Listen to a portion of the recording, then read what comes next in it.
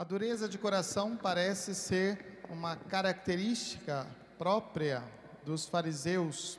Diversas vezes no Evangelho, os fariseus aparecem fazendo perguntas a Jesus de algumas coisas que são tão claras, tão evidentes, mas para pôr Jesus à prova. E Jesus responde com paciência, mas ele ressalta essa característica dos fariseus. Quem são os fariseus? Os fariseus são um grupo religioso, eles não são pessoas alheias ao entendimento, à escuta da palavra de Deus. Eles não são um grupo que estão fora da sinagoga, eles não são um grupo que não conhecem a palavra de Deus, ao contrário, os fariseus conhecem muito bem a palavra de Deus, conhecem muito bem o livro e as tradições do povo judeu, mas eles têm uma interpretação muito fundamentalista, muito exata das coisas e querem cobrar dos outros aquilo que nem eles mesmos conseguem fazer. Os fariseus são um grupo religioso. A característica de dureza de coração não é uma exclusividade dos fariseus. Ela é uma coisa que também está entre nós. Nós também temos essa dureza de coração. E nós precisamos reconhecer isso com muita tranquilidade, porque senão nós vamos achar que a pregação da palavra de Deus, que o Evangelho, é para aqueles que não estão na igreja. Olha, aqueles ali que estão afastados, aqueles ali que são dessa ou daquela outra igreja, aqueles ali é que estão... Jesus está falando para eles, né? E aí nós nos tornamos fariseus. Aliás, muitas vezes é assim que nós nos comportamos, como fariseus, como pessoas que escutam a palavra de Deus, mas acham que é para o outro, né? É para aquele que ficou lá em casa, é para aquele que não vai à missa, é para aquele que não tem tanta intimidade assim. E às vezes a gente tem até a ousadia de querer ser um doutor da palavra de Deus para os outros. A dureza de coração é uma característica nossa. E por isso, tantas vezes, Deus insiste, Deus vai insistindo conosco. Deus tem tido uma imensa paciência em nos dar a palavra, que às vezes a gente não faz nem muita questão de escutar, né? Olha, enquanto a palavra está sendo proclamada, às vezes a gente olhando dali, a gente vê uma série de coisas. Gente que vai mexer no celular, gente que fica olhando para o canto, gente que fica olhando para o outro, e assim vai. E não poucas pessoas, quando saem da igreja, a gente pergunta: o que a palavra de Deus diz? Ah, eu não sei, eu não ouvi. E como nós não escutamos a palavra de Deus, o nosso coração vai se endurecendo. E também por isso nós vamos criando muitas regras, nós vamos criando muitas coisas, nós vamos criando muitas observâncias, e essas observâncias parecem mais importantes do que a própria palavra de Deus, do que a própria palavra que deveria ser a orientação da nossa vida. Nós preferimos ficar com os costumes, com os hábitos, com as regras, que nada mais são do que fruto da nossa invenção. Papa Francisco, muitas vezes, tem chamado a atenção para isso. E quando ele usa palavras que causam um certo espanto, a gente até se assusta dizendo: mas o que o Papa está dizendo? O que o Papa está querendo falar? O Papa está falando exatamente isso, das nossas hipocrisias ou da nossa hipocrisia, quando nós não escutamos com sinceridade a palavra de Deus, e nós agimos como os fariseus. Na sua dureza de coração e na sua forma de interpretar a palavra de Deus, os fariseus se apegam a esses costumes humanos para justificar as suas atitudes. Hoje, o grande problema que eles colocam a Jesus neste evangelho é a questão do divórcio.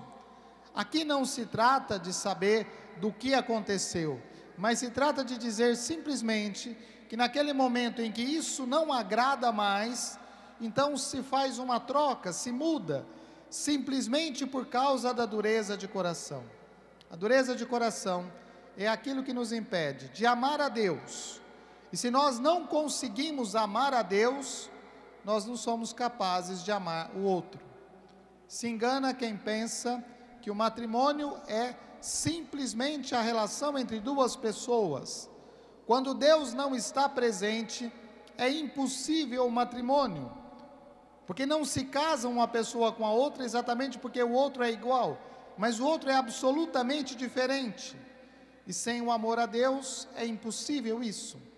Mas não só nesse caso, é impossível para nós amar qualquer pessoa, porque o outro é o contrário de mim, o outro é aquele que não faz sempre a minha vontade, o outro é aquele que desafia aquilo que eu quero. E se não é por Deus, se não é em Deus, não existe amor verdadeiro.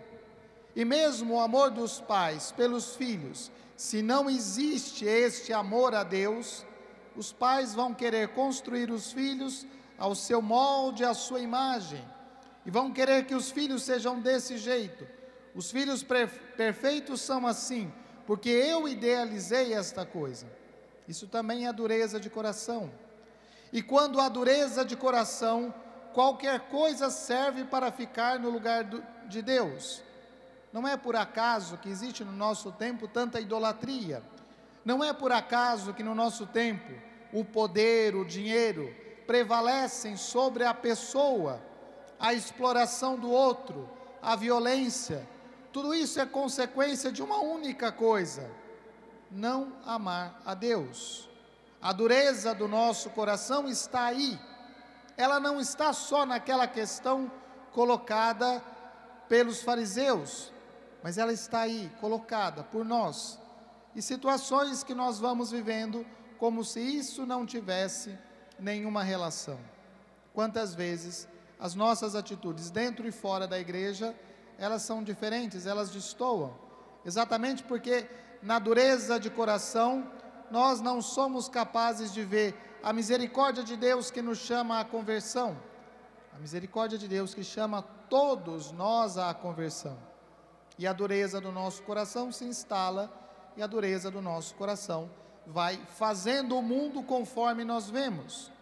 Não é o mundo que está errado, não são as situações do mundo que estão erradas, é o nosso coração, é a nossa vontade, são as nossas ideias, os nossos pensamentos, que por causa da dureza do nosso coração, não são atitudes mais cristãs, não são atitudes de reconciliação, não são atitudes de concórdia, de vida nova, mas aí vai se instalando esta dureza do nosso coração.